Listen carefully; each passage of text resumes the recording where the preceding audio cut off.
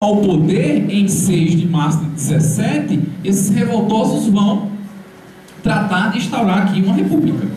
Ou seja, seria a separação de Pernambuco do restante da colônia. Seria a separação de Pernambuco do restante da colônia. Nesse momento você tem aí a república sendo instaurada em Pernambuco.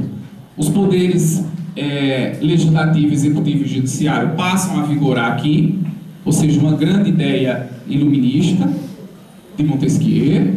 O catolicismo vai ser mantido como religião oficial, mas vai ter liberdade de culto. Proclamada a liberdade de imprensa, vai ser abolido alguns impostos criados por Dom João, mas na verdade essa liberdade toda ficou na porta da senzala. Não chegou-se a um consenso quanto à liberdade dos escravos. Na Revolução Pernambucana você vai ter um envolvimento das camadas mais populares até a elite canavieira. Essa elite canavieira ela vai barrar o avanço dessa revolução para as senzalas. A questão que alguns vão colocar é: se libertar os escravos, quem é que vai plantar, quem é que vai colher? Então por isso não se tocaram aí em libertar os escravos. Lógico, como qualquer revolta, será uma revolta que será massacrada pelo governo imperial. Dom João não vai perder tempo de revoltar, de acabar com essa revolta. A bandeira da Revolução Pernambucana, de 17, que só é diferente para a nossa bandeira atual, o número de estrelas, que ficou menor. Aí tinham 3 por conta do apoio que a Paraíba e o Ceará deu à Revolução Pernambucana, e agora só restando uma estrela, mas manteve-se a bandeira. Bom, a Revolução dura pouco tempo, mas no entanto será uma revolta que chama a atenção da colônia a partir do momento que eu estou fazendo uma revolta com um rei português em terras brasileiras. Não era e não foi uma revolta para Portugal, mas foi uma revolta para a colônia, para a família imperial que estava no Rio de Janeiro. Mas aí as tropas portuguesas, partindo de terra e de mar, vão conseguir sufocar essa revolta. Depois Dom João vai anistiar, perdoar boa parte desses revoltosos. Um selo comemorativo, 100 anos da Revolução Pernambucana, um selo de 1917. Olha, Dom João vem com a sua corte para o Brasil fugindo de Napoleão Bonaparte. Ele foge das guerras napoleônicas e vai se refugiar no Brasil, um lugar mais seguro para ele. No entanto, a situação de Portugal, e para quem ficou lá, vai ser muito difícil. Portugal passa a ser uma nação sem comando, ou na verdade, comandada por estrangeiros. No primeiro momento por franceses, depois por ingleses. A situação da população era de miséria. Chega o ano de 1920 e o perigo napoleônico já não existia. A essa altura Napoleão já estava preso, já não tinha mais por que temer as tropas napoleônicas, mas no entanto Dom João não cogitava voltar para Portugal. Olha, por que não voltar? Para ele era mais interessante ficar aqui. É aqui que ele vai ser coroado monarca. É daqui que ele passa a governar o grande Império Português, em terras muito mais seguras, muito mais tranquilas do que a conturbada política europeia. Mas para Portugal, como a situação era difícil, estoura a chamada Revolução Liberal do Porto. Na cidade do Porto, em Portugal, estoura um movimento de reivindicação de retorno da família imperial portuguesa. Na verdade é um movimento que começa na cidade do Porto, mas se espalha pelo Brasil inteiro, ou melhor, por Portugal inteiro. Ao chegar em Lisboa, está concretizado ali a adesão de vários grupos. Eles vão exigir diversas coisas. Principal delas, o retorno imediato da família imperial. queria o retorno da família imperial portuguesa para que eu pudesse fazer com que Portugal voltasse a ser o digno país que era antes.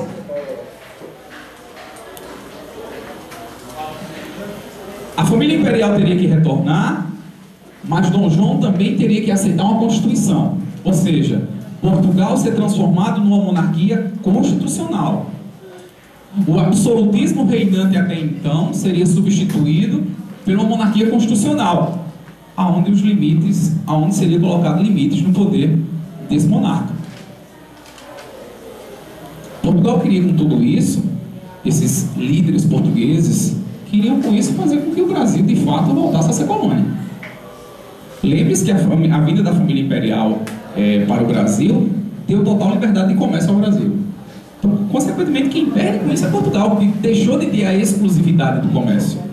Os prejuízos para eles eram imensos.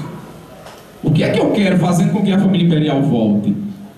Fazer com que o Brasil tenha de fato, volte de fato à condição de colônia. O movimento vai ser vitorioso a partir do momento que a família imperial portuguesa retorna para Portugal. Dom João aceita as condições da Revolução do Porto. Retorna para Portugal, aceita a Constituição e deixa as terras brasileiras. Porém, ele toma uma atitude, junto com o seu filho Pedro, que pega a Revolução do Porto até de surpresa. Ele deixa o filho mais velho aqui, como príncipe regente.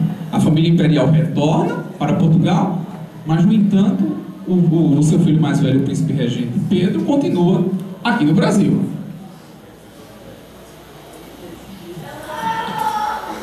As cortes portuguesas continuam exigindo o retorno de Dom Pedro.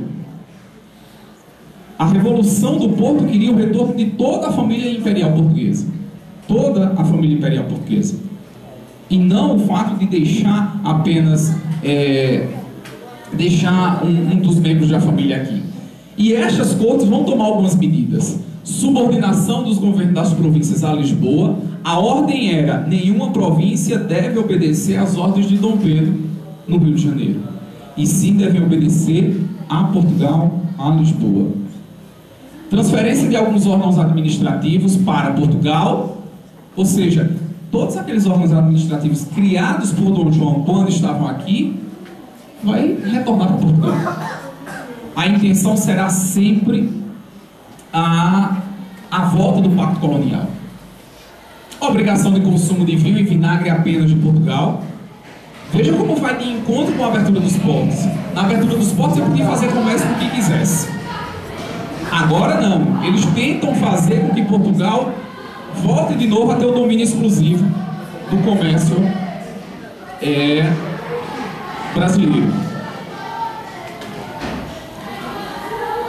Ainda em 1821, os deputados brasileiros que faziam parte das cortes, já que o Brasil era um reino unido a Portugal, exigem a volta de Dom Pedro para Portugal. E esses deputados deixam as cortes e, ao retornar para o Brasil, encontram-se com Dom Pedro e pedem a ele que não deixe o Brasil, que continuem aqui conosco. E ele, nesse momento, ele dá mais um passo no processo de independência. A partir do momento que ele se coloca disponível a continuar aqui. Como diz a famosa frase dele: se é para o bem de todos e a felicidade geral da nação, eu estou pronto, diga ao povo que fico. Veja que nesse momento ele já usa a palavra nação.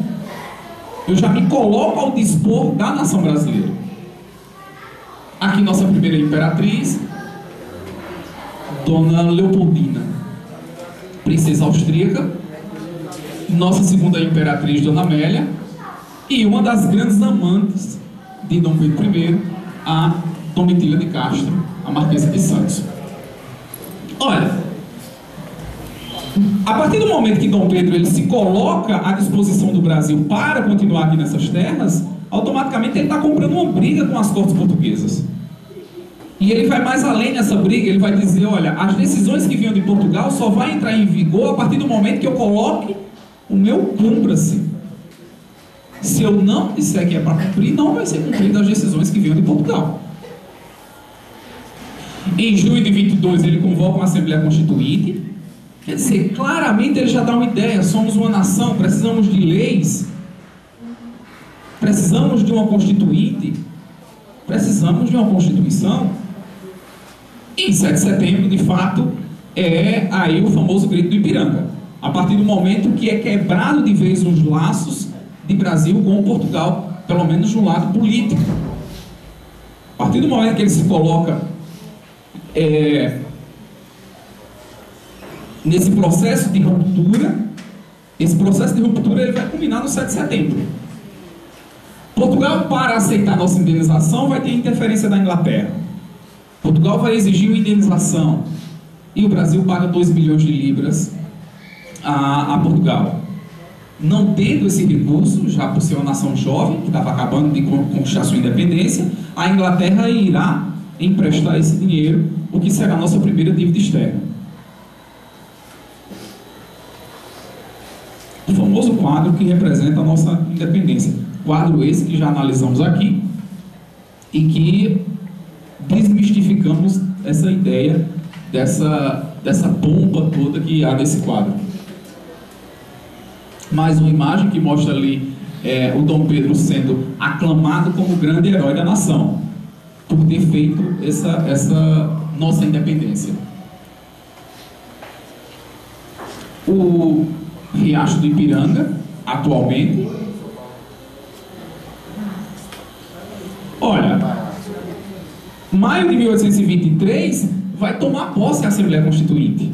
A Assembleia Constituinte que ele tinha convocado um ano antes toma posse, aonde você vai ter ali 2 grupos políticos, 2 partidos, um liderado por brasileiros de fato e outro liderado por portugueses. Mas o Dom Pedro, nesse momento, ele dá um recado a essa Constituição, a esses constituintes, que a Constituição que façais mereça a minha imperial aceitação.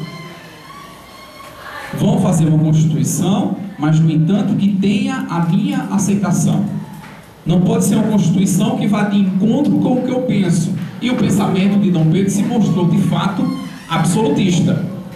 Aqui o momento da sua coroação,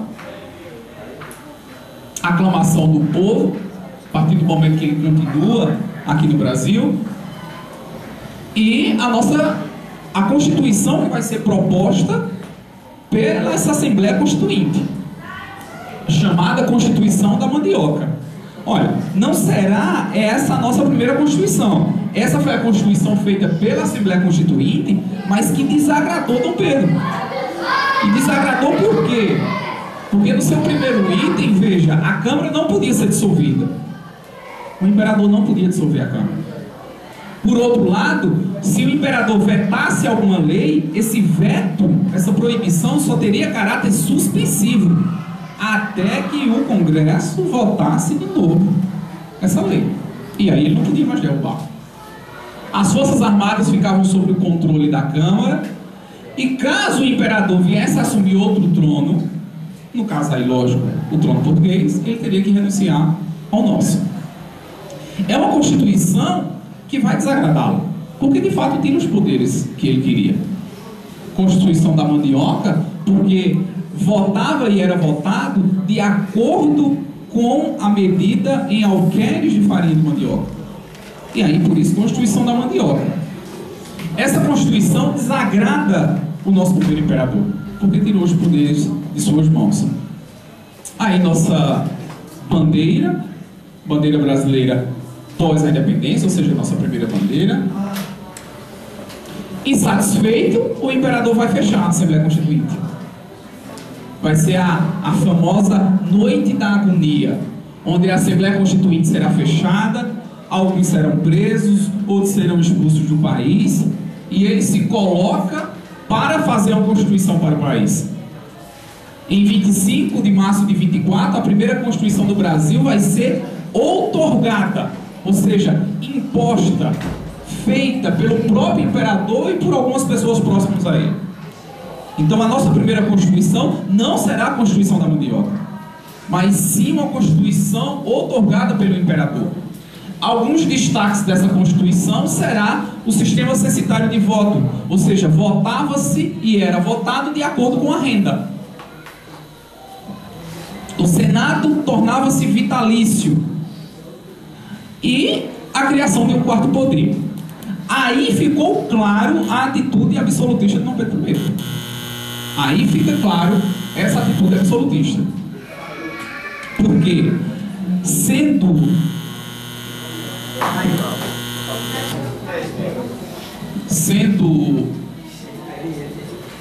uma nação livre, optou pela divisão de poderes do legislativo, do executivo e do judiciário. Mas ele cria o quarto poder.